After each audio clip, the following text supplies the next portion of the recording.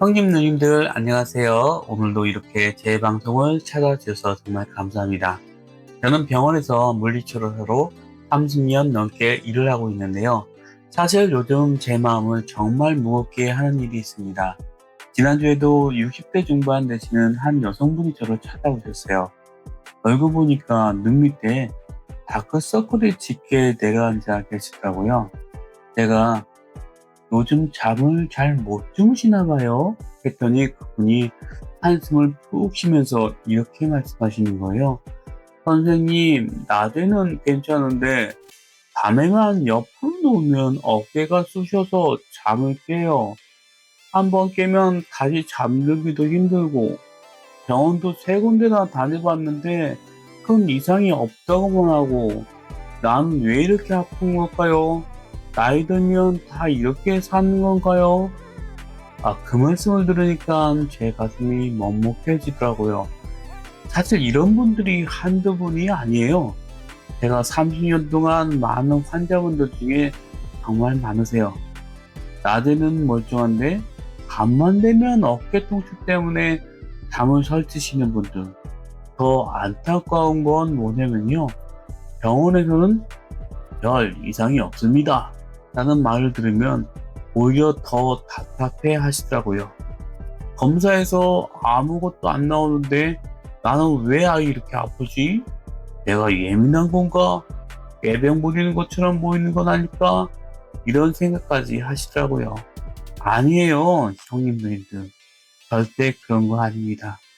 여러분이 느끼는 그 통증은 진짜고 실제로 어깨 속에서 무언가 문제가 생기고 있는 겁니다.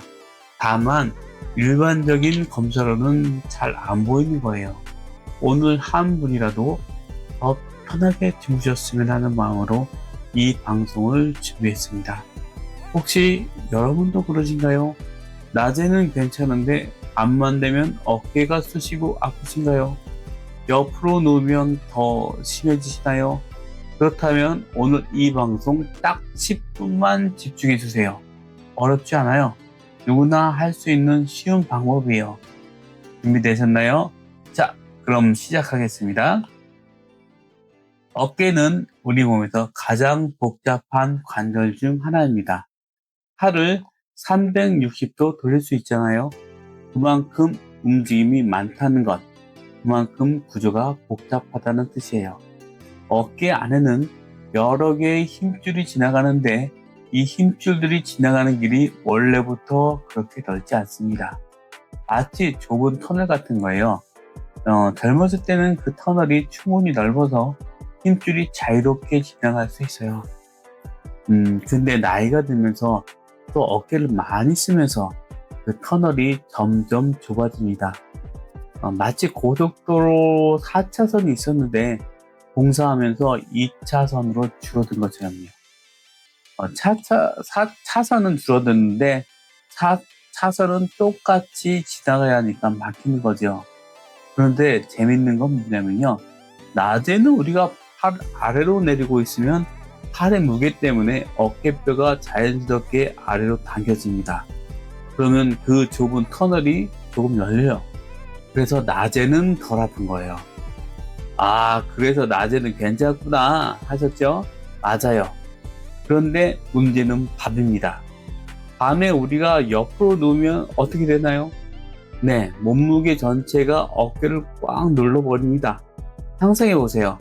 그냥 서 있을 때는 어깨 팔무게만 걸리는데 옆으로 누우면 내 몸무게 50kg, 60kg이 어깨를 통째로 누르는 거예요. 그러면 안 그래도 좁았던 터널이 아예 딱 닫혀버립니다. 차선이 완전히 막혀버리는 거죠. 자, 그럼 어떻게 되겠어요? 그 안에 지나가는 힘줄은 꽉 눌리고 피도 제대로 안 통하고 신경도 자극받으니까 찌릿하고 쑤시면서 잠에서 깨는 겁니다. 이게 바로 여러분이 겪고 있는 문제의 핵심이에요. 검사상으로는 별 이상이 없다 하고 나오지만 실제로는 어깨 속 공간이 좁아져서 힘줄과 신경이 눌리고 있는 거예요. 이건 병명이 중요한 게 아니라 어깨 속 공간을 넓혀주는 게 핵심입니다. 그럼 내 어깨가 그런지 안 그런지 확인해 볼까요? 자, 음성으로 들으면서 해보세요. 궁금하시면 이미지도 띄워둘 테니까 한번 보시고 해보세요. 자, 팔을 옆으로 천천히 들어보세요. 어깨 높이까지만요. 마치 날개 펴듯이 천천히요. 그 상태에서 손바닥을 앞으로 돌려보세요. 그리고 그 다음에 다시 손바닥을 뒤로 돌려보세요. 어떠세요? 특정 방향에서 어깨가 악 하고 걸리는 느낌이 오나요? 아니면 어느 각도에서 찌릿하거나 불편한가요? 만약 그렇다면 어깨 속에 염증 가시가 돋아난 거예요. 공간이 좁아졌다는 확실한 신호입니다. 걱정 마세요. 오늘 제가 알려드리는 방법으로 충분히 좋아질 수 있으니까요. 혹시라도 이런 증세가 있으신 분들은 따라해 보세요. 자, 위에 같은 그 통증이 있으신 분들 따라해 보세요. 자, 물병 시계추 운동입니다. 집에 500ml 생수병 있으시죠? 그거 하나 준비하세요. 물론 물을 가득 채워서요. 자, 이제 의자에 앉으세요. 허리 꽉 펴시고요. 아픈 쪽 팔로 물병을 들고 팔을 그냥 뚝 아래로 떨어뜨리세요. 힘 완전히 빼시고요. 그리고 허리를 약간 구부려서 하셔도 되고요. 침대에 계신 분들은 누워서 팔을 침대 위에 팔을 뚝 떨어뜨리고 하셔도 돼요. 마치 팔이 없는 것처럼 물병 무게에 팔이 그냥 축 늘어지게 하는 겁니다. 그 상태에서 어깨는 전혀 힘 안 주고 물병만 살랑살랑 흐트러 주세요. 자, 시계추처럼요. 앞뒤로 살짝 옆으로도 살짝. 여기서 중요한 포인트, 이건 운동이 아닙니다. 운동이라고 생각하면 자꾸 힘을 주게 되거든요. 이건 그냥 어깨 사이 간격을 벌려주는 스트레칭이에요.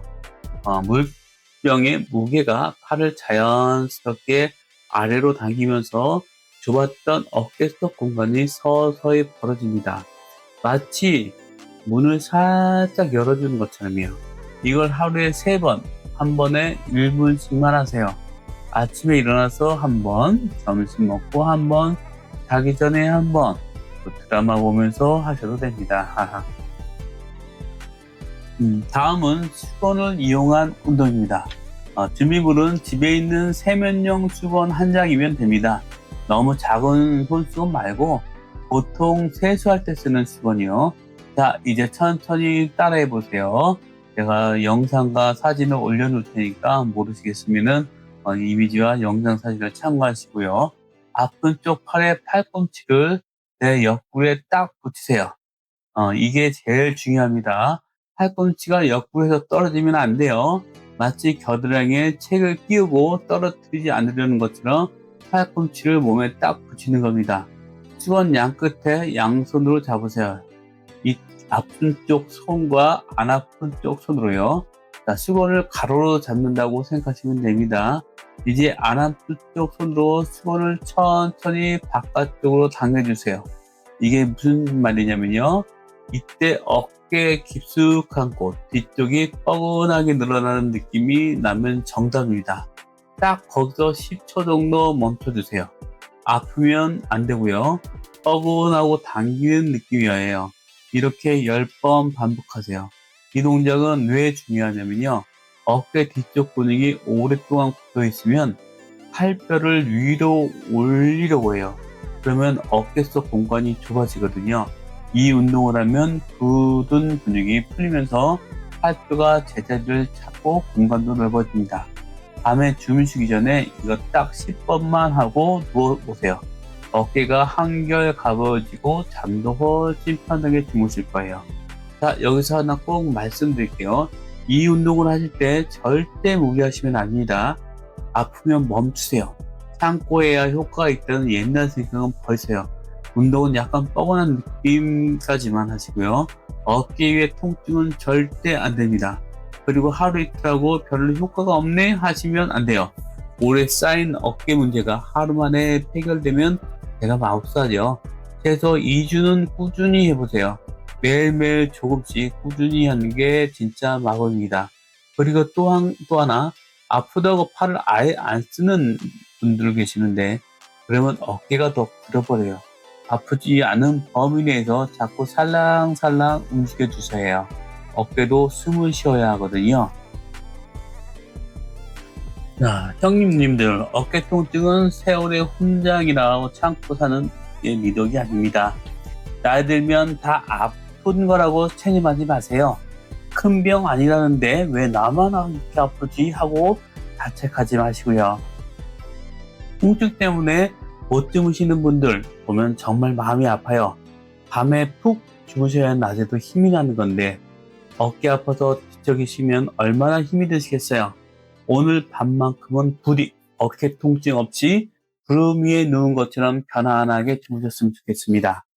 이 내용이 도움이 되셨다면 옆에 계신 친구분들, 가족분들께 꼭 알려주세요. 아픈 분들이 너무 많거든요. 저는 다음에도 형님, 누님들의 건강을 위해 더 쉽고 효과 좋은 방법 들고 다시 찾아오겠습니다. 오늘 하루도 건강하게 보내시고 다음에 또 만나요. 감사합니다.